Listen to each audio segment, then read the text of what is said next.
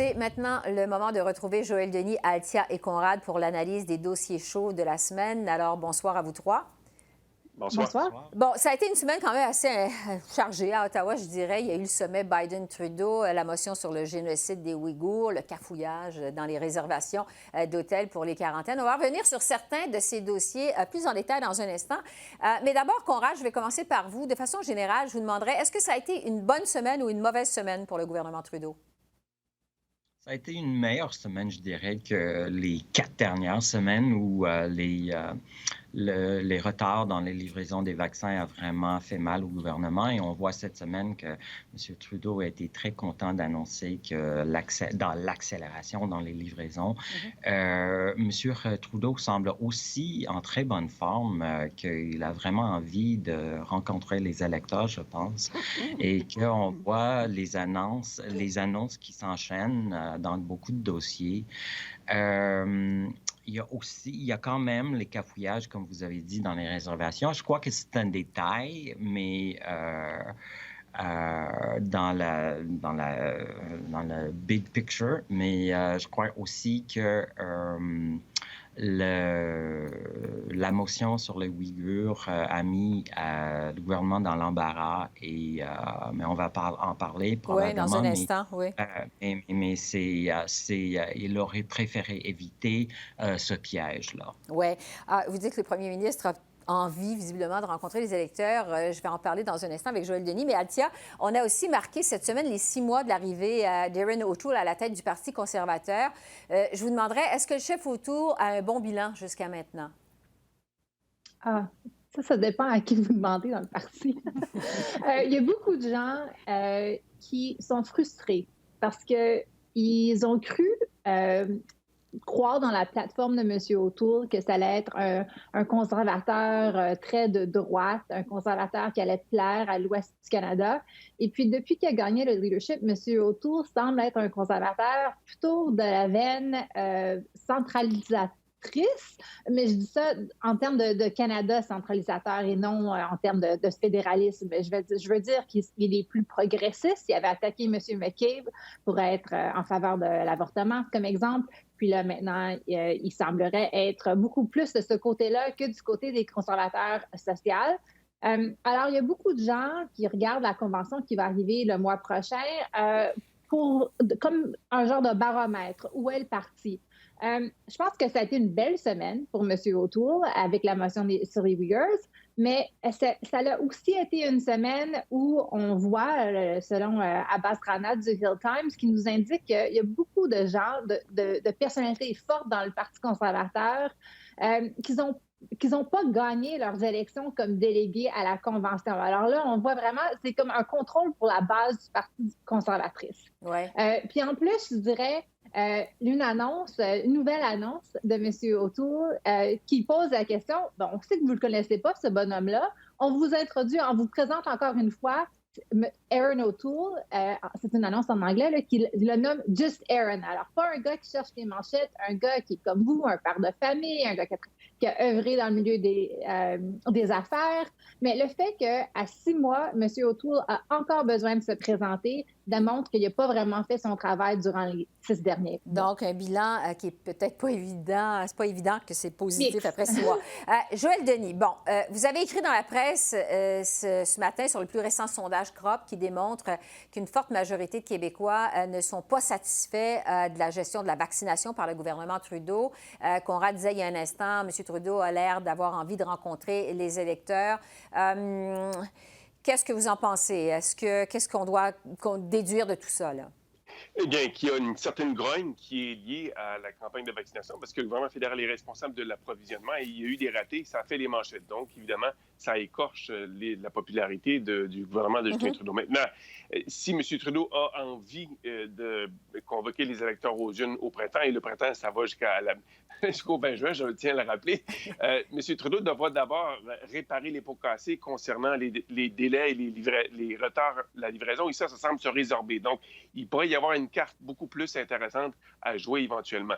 Mais l'appétit des électeurs pour les élections en ce moment est pratiquement pas très élevé. Ouais. À peine 43 seraient prêts à aller en élection au printemps et 57 s'y opposent. Donc, M. Trudeau aura du travail à convaincre les électeurs qu'une élection est justifiée Oui. au moment où encore la pandémie fait sévir. Juste un mot, Joël Denis, avant de passer au prochain sujet, parce que le sondage CROP démontre aussi un portrait inquiétant pour le Bloc québécois. Qu'est-ce qui se passe avec le Bloc québécois?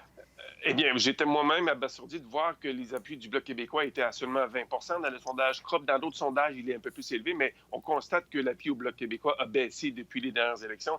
Quand il avait reçu 32 maintenant, c'est à 20 dans le CROP. Dans d'autres, c'est à autour de 26-28. Donc, on voit que les électeurs qui ont appuyé le Bloc québécois sont peut-être prêts à regarder autre chose. Ça explique une chose, c'est qu'en temps de crise, en temps de pandémie, le gouvernement fédéral est vu comme un joueur important et peut-être que ça a convaincu des gens que le rôle du gouvernement fédéral était essentiel durant la pandémie et risque de l'être encore plus pour l'après-pandémie quand on voudra relancer l'économie. Bon. Retour sur le sommet Biden-Trudeau. On en a beaucoup fait état. On a beaucoup parlé de la bonne relation entre les deux hommes, du retour à la normale dans les relations canado-américaines après les années Trump. Conrad, qu'est-ce que vous avez pensé de cette rencontre? C'était une belle opportunité de photo, mais pas plus que ça, parce qu'il n'y a pas de grande... Il n'y a pas de grande énoncé à faire sur le partenariat nord-américain et que, oui, ces deux hommes sont des politiciens qui ont beaucoup en commun sur le plan politique, philosophique et tout cela. Mais M. Biden a un ordre de jour très chargé qui ne comprend pas une nouvelle relation nord-américaine. C'est sûr que sur certains dossiers, comme les changements climatiques, il peut y avoir une coordination de certaines politiques, mais il n'y a pas de partenariat. On ne voit pas comment... M. Biden va avoir encore des problèmes avec le Congrès s'il veut faire adopter des mesures plus poussées pour la réduction des gaz à effet de serre. Mais on constate avec... ce sommet que le Canada peut compter quand même sur une administration aux États-Unis qui, avec une ligne ouverte, et qu'il n'y a plus cette crainte de offusquer le président en place de quelque manière que ce soit, qu'ils savent qu'ils ont une alliée et que ça pourrait être un atout n'importe quand, mais surtout lors des élections. Althia, il faut accélérer. Plusieurs estiment que la seule retombée concrète de cette rencontre, c'est l'engagement du président Biden d'aider le Canada à ramener les deux Michael au pays. Est-ce que vous avez vu des retombées concrètes, vous, de ce sommet? En fait, moi, je dirais à l'opposé. Je dirais qu'il n'y avait presque pas... Sur ce sujet-là, il n'y avait rien vraiment de concret. Marc Garneau, le ministre des Affaires étrangères, a mentionné à CBC cette semaine qu'ils n'avaient pas parlé de rien de spécifique en termes des deux Michaels. Alors, le gouvernement Trudeau, le premier ministre, n'a pas fait de demande auprès du président Biden pour les aider soit à régler le dossier de Meng Wanzhou ou de faire quoi que ce soit autre que de se prononcer en disant que les deux Michaels ne devraient pas être emprisonnés comme ça en Chine. En fait, moi, je suis un petit peu en désaccord avec Conrad. Je pense qu'en fait, le communiqué il y avait pas mal de choses là-dessus. C'est très clair que sur les changements climatiques, M. Biden a une vision très claire. C'est la même vision que M. Trudeau. Il semble avoir beaucoup d'enjeux avec lesquels les deux pourraient travailler étroitement. On le voit déjà en termes de coopération. Les ministres des Transports se sont rencontrés. M. Garneau rencontre son homologue encore demain, vendredi. Alors, je pense qu'il y a beaucoup d'entrejeux, mais ça a été important. Qu'est-ce qui manquait dans la rencontre? On n'a pas mentionné les prévisions Buy American. On n'a pas fait de demande auprès des deux Michaels. On n'a pas parlé des vaccins provenant du Michigan. Ça, c'est quand même intéressant à souligner. Oui, Joël Denis, pas un mot non plus sur le programme Buy America.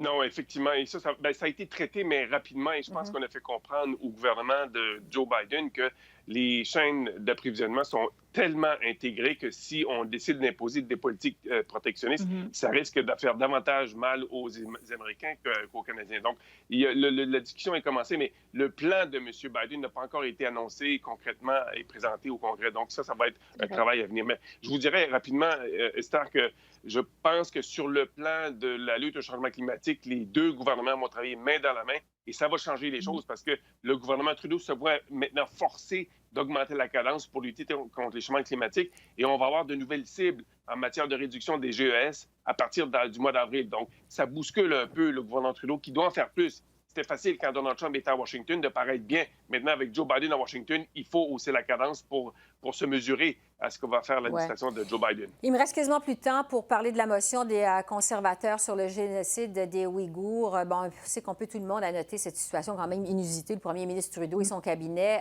les ministres du gouvernement se sont abstenus de voter. C'est du jamais vu, semble-t-il, aux communes. Conrad, pourquoi cette stratégie, selon vous, du gouvernement Trudeau?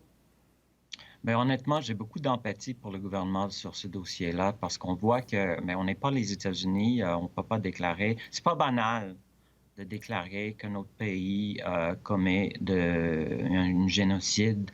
Ça se fait pas souvent, et même si l'opinion publique au Canada est pas très chaud au régime chinois actuellement, on n'est pas les États-Unis, on n'a pas ce pouvoir de déclarer sur la place publique des choses comme ça. Même la France, là, en France, on ne parle pas de génocide. Jean-Yves Drillon, hier, a parlé de répression institutionnalisée. Donc, c'est une situation très difficile. Je ne suis pas sûr que si les conservateurs étaient au pouvoir, ils auraient appuyé la motion. Oui, c'est une situation extrêmement délicate. C'est tout le temps qu'on a, malheureusement. Altia, Joël Denis, je vais vous donner plus de temps à notre prochaine rencontre. Alors, Joël Denis, Altia et Conrad, merci beaucoup et on se retrouve bientôt. Merci. Merci à vous. Au revoir. Au revoir.